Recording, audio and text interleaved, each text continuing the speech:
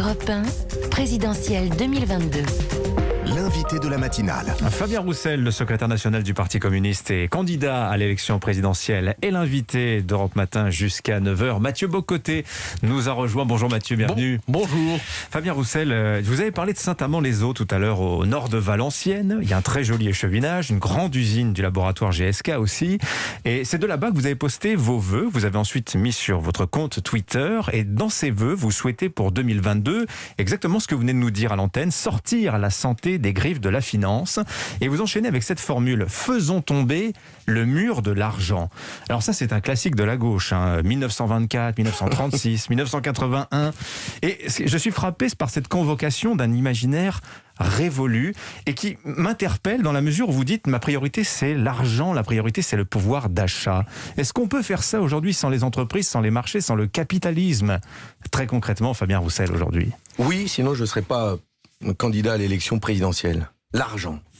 L'argent, l'argent, l'argent. Je souhaite que l'on parle de ce mur de l'argent qui aujourd'hui empêche notre pays de se développer. L'argent. L'argent qui manque à ces salariés qui travaillent dans l'industrie. L'argent qui manque à ces salariés qui sont dans les services publics, qui ont des missions essentielles et qui ne permettent pas de vivre dignement. L'argent qui manque à ces retraités qui ont travaillé toute une vie, qui se retrouvent avec des retraites de moins de 1000 €.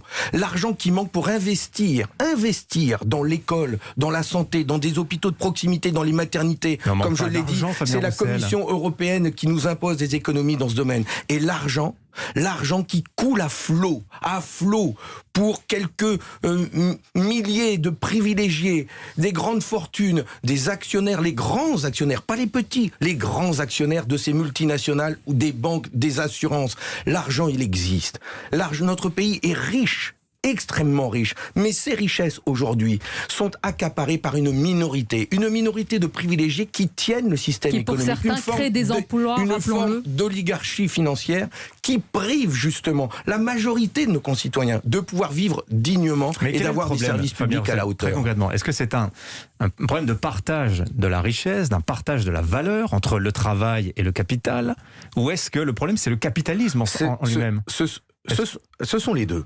D'abord, il y a un problème de partage de la valeur. Et jamais le capital n'a été autant servi que ces dernières années. Sous la présidence de Hollande, Sarkozy, Hollande et Macron, 3 présidents de la République qui ont fait le choix à chaque fois de donner plus au capital et moins au travail. Mais c'est pas seulement ça, sinon je ne serais pas candidat à la présidentielle. Ça ne suffit pas de mieux répartir les richesses. Nous voulons produire autrement. Produire autrement, ça veut dire que travailler dans les usines, comme dans les services publics, comme dans les champs, sans pour autant épuiser la planète, épuiser les hommes et les femmes. Nous voulons pouvoir nous émanciper au travail, vivre heureux au travail, produire des richesses de telle sorte que ça serve à tout le monde et que nous puissions aussi participer à leur distribution, participer à la reconstruction de la France, ne plus dépendre justement d'une minorité d'actionnaires ou de banques, mais de décider nous-mêmes, nous réapproprier nos moyens de production. Mais il faut changer complètement de logique. On n'en peut plus de ce système économique qui décide tout, et nous subissons tout. Eh bien, nous voulons nous mettre fin véritablement à ce système et retrouver le pouvoir de décider de nos choix de vie, de nos investissements et de la manière de produire. Alors, vous mobilisez ici l'imaginaire, le langage, la rhétorique de la gauche communiste, ce qui tombe bien puisque vous êtes candidat communiste à la présidentielle. Mais la gauche communiste n'est qu'une gauche aujourd'hui parmi bien d'autres. Fin 2021, un des grands thèmes de la fin de la dernière année, c'était celle de la fracture des gauches, de la division des gauches. Il y a la gauche Roussel, assurément. Il y a la gauche Taubira. Il y a la gauche Mélenchon. Il y a la gauche Jadot. Il y a la gauche Rousseau. J'en oublie probablement plusieurs. La question que j'aimerais vous poser tout simplement, c'est au-delà de la diversité de toutes ces gauches, y a-t-il néanmoins entre vous un point de contact fondamentalement, une conviction partagée qui ferait en sorte que les gauches soient aussi une gauche?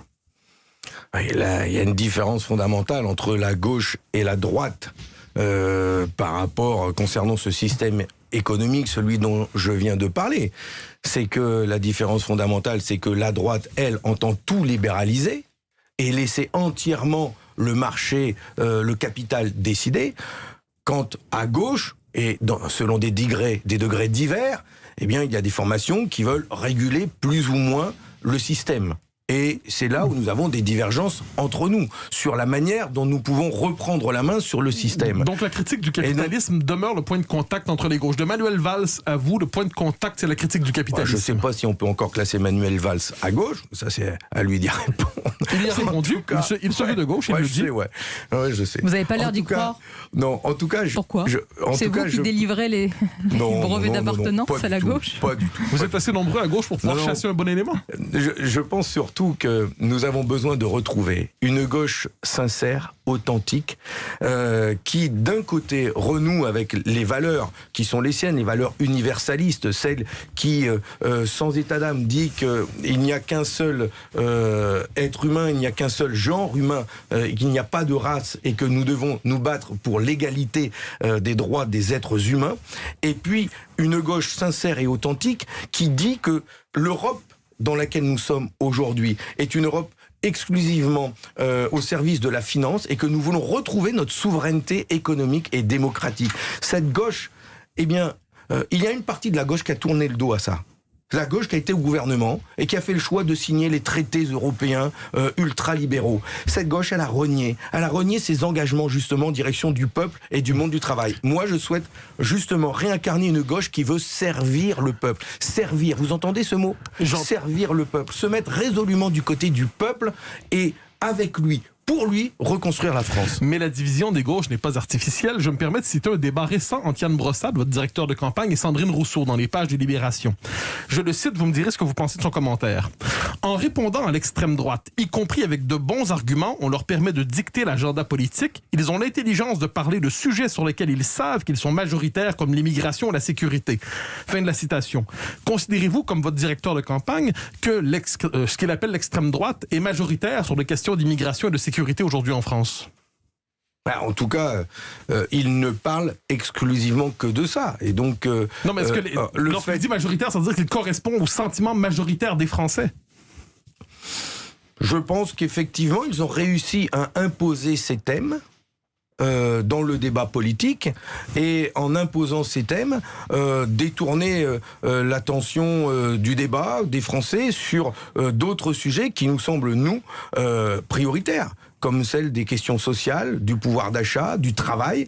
Alors c'est un lapsus de Yann Brossard qui semble dans la citation concéder qu'il y aurait une majorité en France. Idéologiquement, la majorité est à droite sur ces questions. Peut-être sur les questions qui sont les vôtres, la majorité serait ailleurs, mais est-ce qu'on se retrouve donc avec une double majorité en France? Non, je partage l'idée que ces idées sur la sécurité et l'immigration sont majoritairement portées par l'extrême droite. Et on voit bien la dérive du climat politique dans notre pays. Mais est-ce qu'on peut pas être de gauche et vouloir un contrôle de l'immigration? Mais justement, c'est pour ça que j'allais dire. Fabien Roussel, en lisant votre programme, vous êtes l'un des seuls candidats de gauche qui assume de parler d'immigration, de sécurité. Et c'est bien la raison pour laquelle, sur ces questions qui sont essentielles, importantes, je ne souhaite pas que ce soit l'extrême droite qui occupe ce terrain majoritairement. Et je souhaite, moi, faire de la question de la sécurité, de la tranquillité publique une question importante. Je l'ai dit dès le début de ma campagne. Je ne supporte pas que dans mon pays, il y ait des ghettos où la police n'ait pas le droit de rentrer, où les pompiers ne peuvent plus intervenir. Je souhaite que l'État, la République, puisse réinvestir tous ces quartiers et que chaque citoyen, où qu'il habite, ait le droit à la tranquillité publique. Ce qui pose d'ailleurs pas seulement la question de la police et de la gendarmerie, mais ce qui pose aussi la question du retour de la République par des services publics, par des hommes et des femmes, des éducateurs, des services jeunesse, des équipements sportifs et avec les salariés qui vont avec. Et donc nous avons besoin de réinvestir ces quartiers. Donc la question de la sécurité, elle est pour moi importante, aussi importante que celle de l'emploi et du pouvoir d'achat. Et je souhaite la porter pleinement et y donner justement un contenu de gauche, progressiste, rien à voir avec le Front National, avec l'extrême droite, qui, elle, parle de privatiser la police, parle de donner ces moyens de police aux villes par les polices municipales, alors que pour nous c'est une question nationale, c'est à l'État d'assurer la sécurité des citoyens. Manuel Valls dit au grand rendez-vous, juste avant les fêtes, disait il faut arrêter l'immigration et stopper le regroupement familial. Il le disait au nom d'une perspective de gauche, disait-il. Est-ce que cela suffit pour vous à le chasser de la gauche, ou est-ce que c'est un point de vue qui a sa place aujourd'hui dans une grande coalition de gauche qui aurait à la fois des éléments comme vous et des éléments comme Manuel Valls? Je pense que cette idée qu'il a développée n'a pas du tout sa place à gauche. D'ailleurs, il s'est fait dans son parti socialiste. Tout le monde a dit que c'était inadmissible qu'un ancien Premier ministre et qu'un responsable comme lui tiennent de tels propos. Mais je sens bien qu'il y a un grand débat. Il y a une idée qui se développe de plus en plus, à droite et à l'extrême droite, et je le regrette avec des personnalités comme Manuel Valls, qui disent que le regroupement familial, c'est terminé. Et je regrette cette position. Je ne suis pas du tout d'accord avec cette position. Parce que ça veut dire quoi ? Ça veut dire que demain, un homme, une femme ne peuvent plus décider avec qui ils veulent se marier et vivre.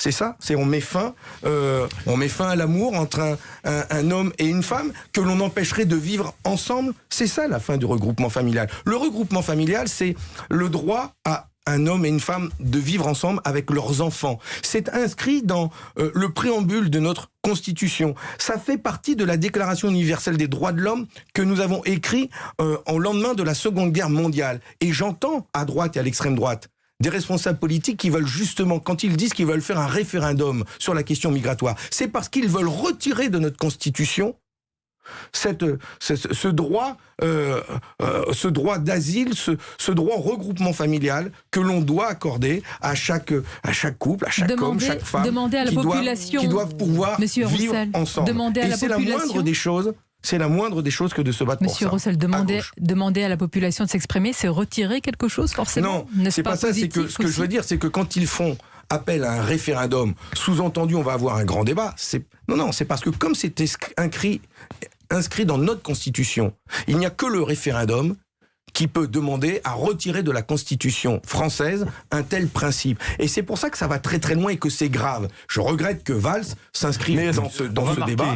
Et pour ma part, nous ne devons pas changer notre Constitution française, qui a été écrite notamment au lendemain de la Seconde Guerre mondiale, avec des grands principes, des grandes valeurs que nous devons défendre. Alors justement, on vous demandera dans un instant, Fabien Roussel, qu'est-ce qu'un communiste comme vous pense de l'outil du référendum ? C'est une bonne question. On parlera aussi d'un nom qui circule beaucoup en ce moment à gauche, Christiane Taubira.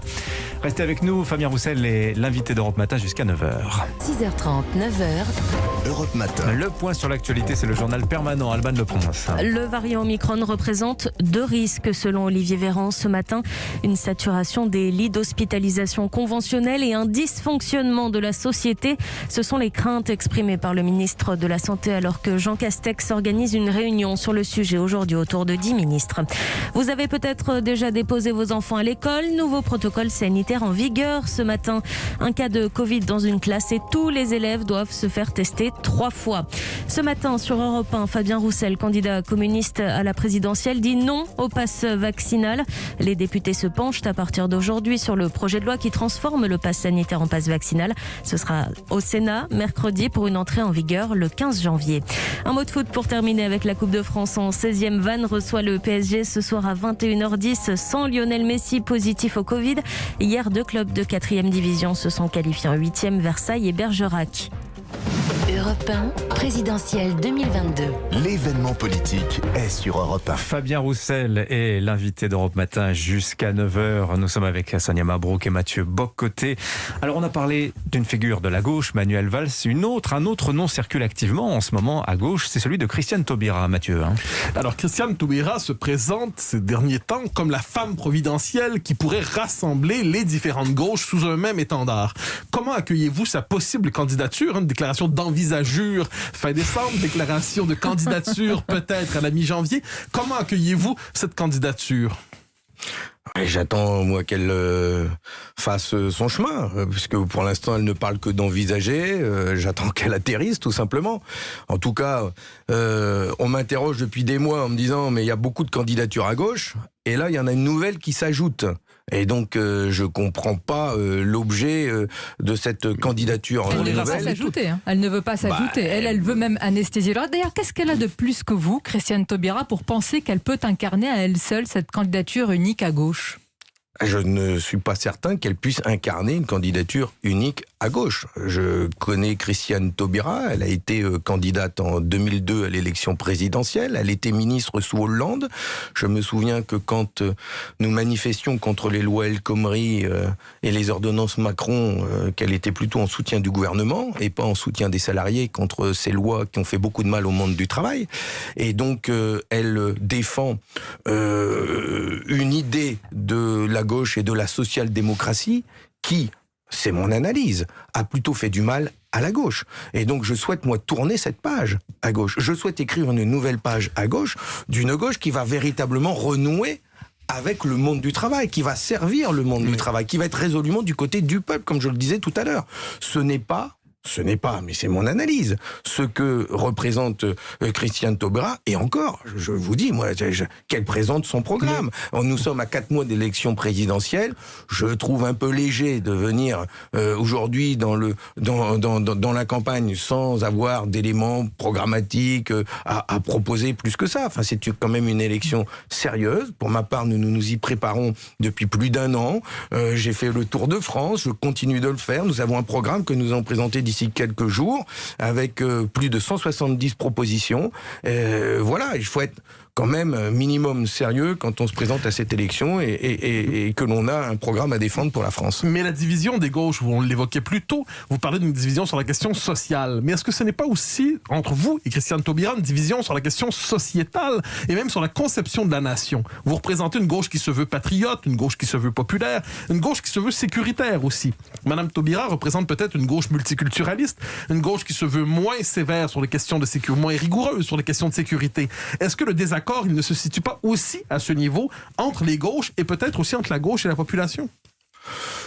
Je sais pas parce que je connais pas son programme. Donc, vous voulez pas répondre. Non, mais ne me demandez pas de. D'abord, j'aime pas les mots que vous utilisez et que vous collez à la gauche que je souhaite représenter. À patriote, la gauche sécuritaire, patriote. Il y a pire insulte en ce pays que patriote. Enfin, vous avez une manière de résumer le programme que je représente. Je représente à la lumière de ce que une vous gauche qui défend. Qu'on se comprenne bien. Quand on vous dit que vous êtes patriote, c'est pas un compliment. Je défends, moi, une gauche et une république qui veut retrouver sa souveraineté dans ses choix démocratiques et économiques. Je défends une gauche qui veut défendre et faire respecter le droit à la tranquillité publique pour chaque citoyen. Et ça veut dire c'est pas sécuritaire. Ça veut dire que pour moi la tranquillité publique c'est autant des moyens de service d'ordre que des moyens de service public. Et donc permettez-moi de clarifier. Lorsque j'ai dit patriote, vous dites je n'aime pas ce terme que vous utilisez pour me qualifier.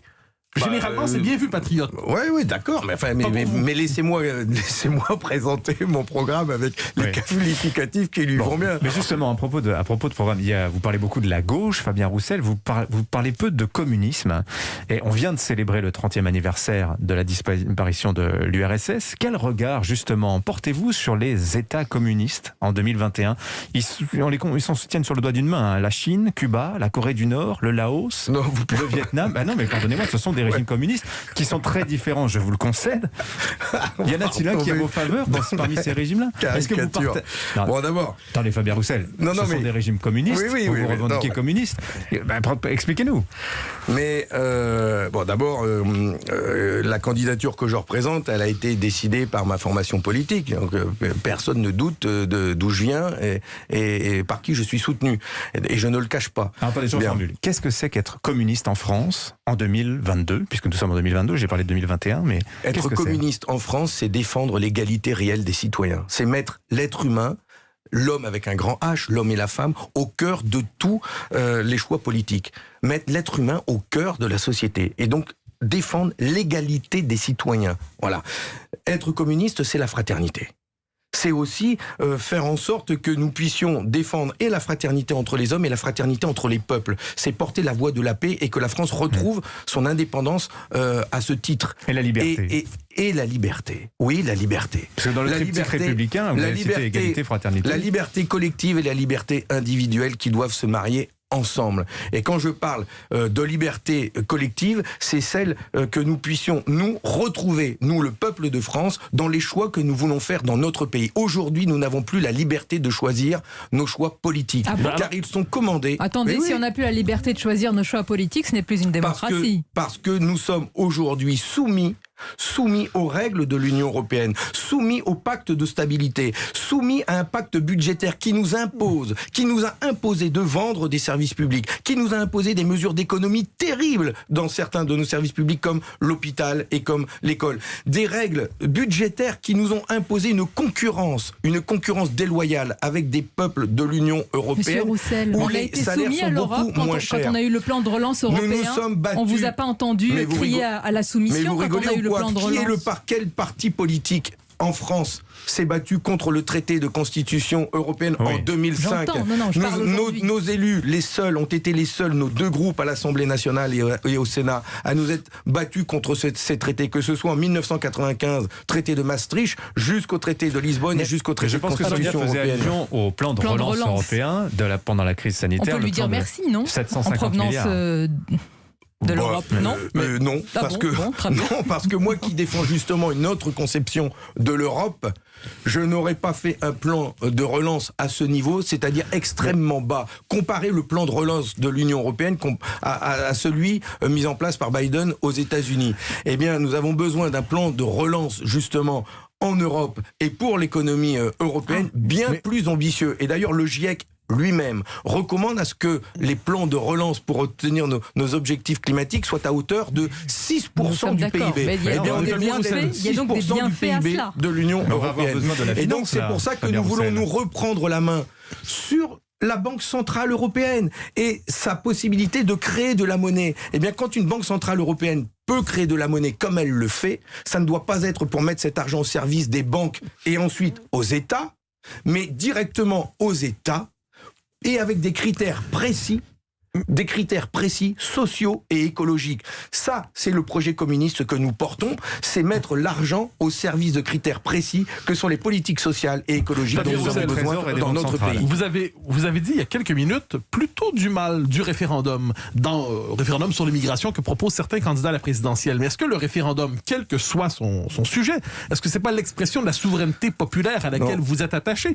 Et est-ce qu'un peuple ne devrait pas être en droit de redéfinir sa constitution s'il le veut par des modalités entendues comme le référendum? Nous sommes, nous, de ceux, et je l'ai dit pendant le mouvement des Gilets jaunes, qui défendons l'usage du référendum autant que de besoin sur des grands sujets de société. Et l'immigration n'en est pas un ? C'est important. Mais vous êtes un peu obnubilé, M. Bock-Côté, par l'immigration. C'est vous qui avez abordé la question. Non, là, vous rigolez. La première question que vous me posez, c'est sur le regroupement familial. Non, c'est une question qui clive à gauche. Et vous nous dites qu'elle ne doit pas s'appliquer. Mais quelle question vous poseriez en référendum, Fabien Roussel ? Je dis que les questions, les grandes questions de société qui peuvent se poser pendant un mandat doivent pouvoir être traitées par des grands débats et à la limite, et autant que possible, par un référendum. C'est une exigence des Français. Donc nous pouvons le faire. Mais un référendum, ça veut dire... Quelles sont les grandes questions, Fabien Roussel ? Fabien Roussel, justement, pour rejoindre ce que dit Dimitri, hier, au grand rendez-vous sur Europe 1, CNews, Les Échos, Michel Onfray, philosophe, dit que la grande question de cette présidentielle, elle est carrément civilisationnelle. Et pas moins que cela. C'est-à-dire qu'on a un rendez-vous crucial, pas seulement pour l'avenir de la France, mais, dit-il, pour l'avenir de la civilisation. Est-ce que pour vous, c'est un peu trop évanescent? Est-ce que c'est une véritable question à laquelle vous pensez également? Mais nous sommes là en pleine élection présidentielle. L'élection présidentielle, c'est quand même le moment où les candidats et les Français présentent leur projet pour la France, pour les 5 ans à venir, sur des grands sujets. Et donc, c'est pas un référendum, mais presque quand même. Et donc, c'est à cette occasion que les Français vont pouvoir choisir le président, la présidente qu'il leur faut pour les 5 ans qui viennent. Donc, il ne s'agit pas de dire qu'au lendemain de l'élection présidentielle, on fera un référendum. Le choix, il est normalement indiqué dans les programmes de chacun. Donc, les Français doivent s'intéresser fortement au programme de chaque candidat. Et donc, à mon sens, je le dis comme ça simplement, je ne pense pas qu'il y a besoin de faire un référendum 6 mois après une élection présidentielle, puisque les Français, normalement, savent ce que le président a prévu de faire, c'est dans son programme. Sauf s'il décide de basculer, de changer complètement d'avis. Mais par contre, pendant le mandat, qu'il y ait des référendums, et même à entrée multiple, comme on dit, comme ça se fait dans d'autres pays. Mais pourquoi pas? Ça peut nous aider à progresser, à avoir des débats sincères entre nous, et aider une majorité à faire son choix. Et donc moi, j'y suis largement favorable. Faisons en sorte qu'il y ait le plus de débats possible. Mais quand même, l'élection présidentielle et les élections législatives sont là pour quand même donner une orientation à un moment donné. Mais y a-t-il des sujets, inversement, sur lesquels le référendum ne devrait pas s'appliquer, si je comprends bien votre logique? Il y a des sujets concernant des droits fondamentaux, comme la peine de mort, par exemple. Je ne pense pas qu'il faille revenir sur des sujets de ce type par référendum. Bien sûr, on va conclure ce format présidentiel. Fabien Roussel, un mot sur votre slogan, c'est le défi des jours heureux. Il est vrai que quand on entend ce slogan, on a envie tous d'y adhérer, sans forcément être tous communistes, peut-être parmi nos auditeurs. Mais allez-y, franchissez le pas, faites votre coming out, Sonia Mabrouk, il n'y a pas de problème. Mais comment vous savez ce que je pense, monsieur Roussel? Mais c'est parce que vous dites qu'on a envie d'y adhérer, donc je vous pousse, allez-y, mais ne vous retenez pas. Ça peut vous faire du bien, vous verrez. Ça peut être un nouveau slogan. Mais vous savez... Voter monsieur Roussel, ça fait du bien, c'est ça? Mais non, mais les jours heureux, ça doit faire du bien à la France. Les jours heureux, c'est pour nous l'occasion de dire aux Français, c'est possible. Les jours heureux pour les jeunes, ça ne parle pas forcément, mais ils ont tellement envie de renouer, d'avoir des jours heureux, ceux qui ont 20 ans, 25 ans aujourd'hui. Et les jours heureux, je finis là-dessus, c'est le programme porté par le Conseil national de la résistance, et c'était pendant la guerre. Et je peux vous dire que pendant la guerre, l'horizon n'était pas clair, d'accord? Il était lourd. Et pourtant, ils ont imaginé les jours heureux et ils ont écrit les 30 glorieuses. Alors oui, moi, je propose les jours heureux pour écrire les 30 prochaines années les plus heureux possibles pour toutes les générations. Merci beaucoup, Fabien Roussel. Merci, Fabien Roussel.